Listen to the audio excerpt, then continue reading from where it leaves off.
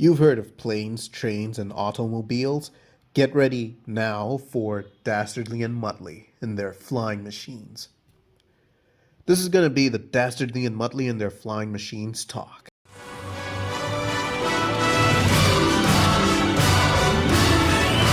Welcome to our video. I can't keep saying the title, it's very long. We're going to be talking about this show that made our childhoods really something to behold, especially with the opening theme song. It was really catchy. So we all know why we are here and how we will do it, the characters and then the show itself. First off, we have Dick Dastardly, the leader of the group, tasked with stopping Yankee, Doodle, Pigeon from sending out messages to the enemy. He comes from Wacky Races, a show we covered last year.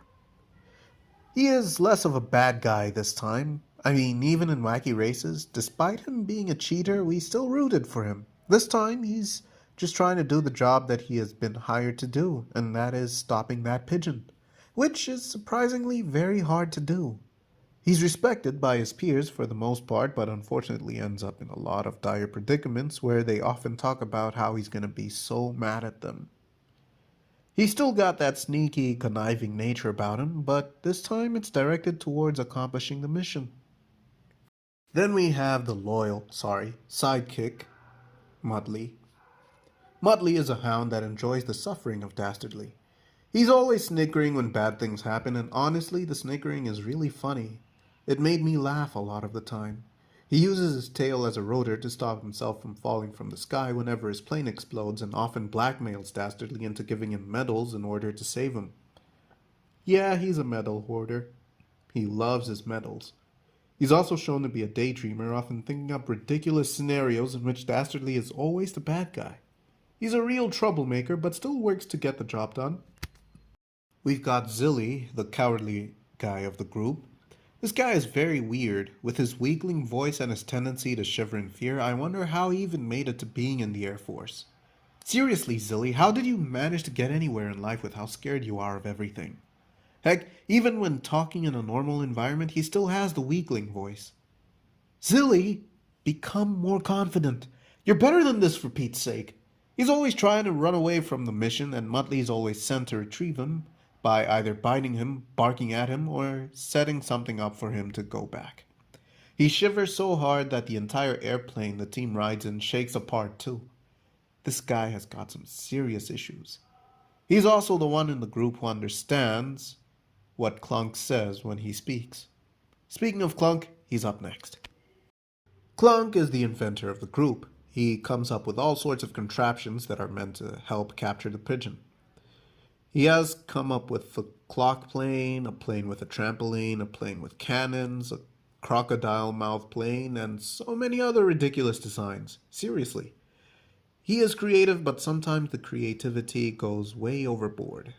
He also has Tourette's, which is a syndrome where one develops weird tics when they speak or just in general. Let me flex my degree in psychology a little, will ya?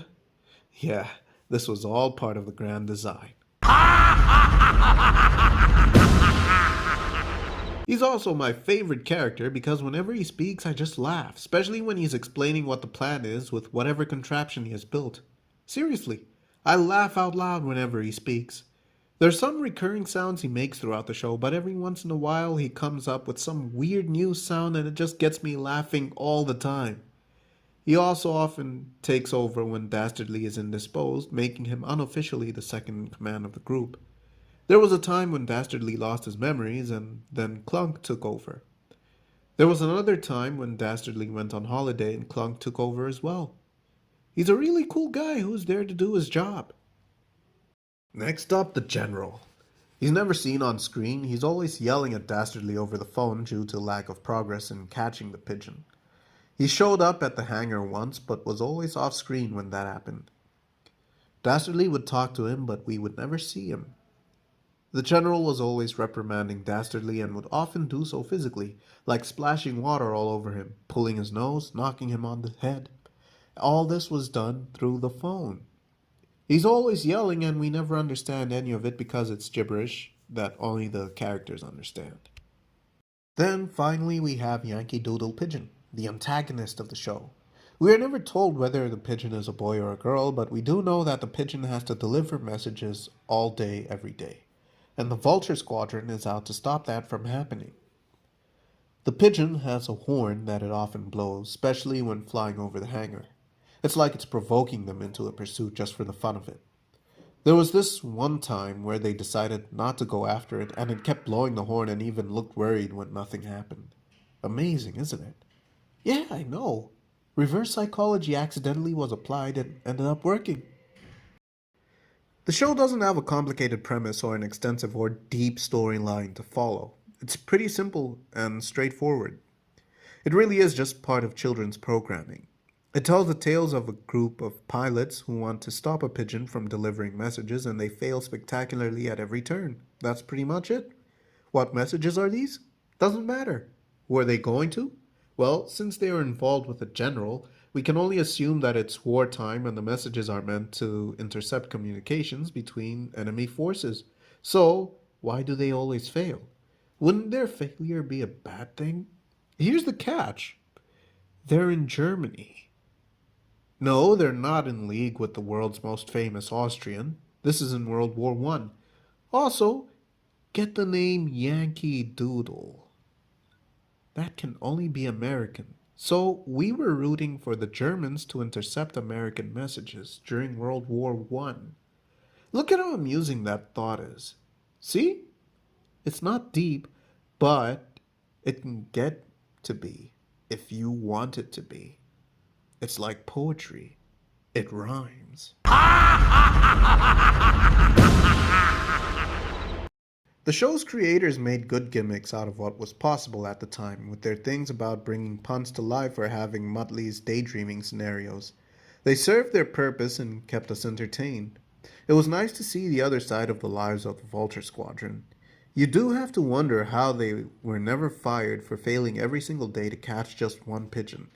But then again, it's a kid's cartoon. Nobody really cares about such details in the stories. But then again, they had a story where they addressed fuel and were short on it, so they had to find creative ways of preserving it. That related to me so much now that I am an adult. Saving fuel is a necessity, ladies and gentlemen. There was also another one where there was a shortage of planes, so they had to make do with what they had. And it was not a good day for any of them. I appreciated that. It dealt with realistic shortages that would occur in their scenario. Watching this after more than 20 years was really a treat. I remember the theme song and sang it perfectly when I put on the first episode. It's engraved in my memory for good, and that was the best thing about this whole experience. There were episodes that I watched and I was like, I remember this so clearly. And I could even remember what exactly I was doing as I watched those episodes when I was a kid. And what time I watched them. Nothing brings a bigger smile to my face than watching something I saw as a kid and having really fond memories of it. It warmed my heart. My favorite character, as I've already mentioned, is Clunk. He is wacky and his condition never fails to amuse me. My least favorite character is Zilly. Sorry, Zilly, your nervousness and shaking voice are a little too much for me to warm up to. I love how Dastardly shouts out "drat" every time his plans go awry. There was one where he was like "drat, double drat, curses, and triple drat," and I was like, okay, he's really annoying this time, and couldn't help but laugh very loudly. He really made things funny with those lines. I like how they had an episode where they brought back that sneaky underhanded side of Dastardly when the rest of the crew's contracts were up, and then he tricked them into signing new contracts when they actually wanted to leave. That was a low blow, but it worked to keep the show going for a few more episodes. Unfortunately, the show came to an end, or was cancelled. Nothing was really explained about that, but no new episodes were made after the 17th. In these days, we would say that it got cancelled, and I guess that is the best explanation for what happened. It's really unfortunate because out of all the Wacky Races spin-offs, this was probably the best one. It certainly had the most memorable theme song and a cool premise. It also had the wackiest character with Clunk. Well, these cartoons would have never seen an ending anyway, so it's good that we at least got to see the adventures of the Vulture Squadron for a little bit. Anyway, that is it about the show. It's a simple show, so the conversation we had about it was also simple. Let us know what you thought of the show in the comments. Like the video, subscribe to our channel, and check out other stuff we've got going on, like our Facebook page and our Instagram page. Have a good day.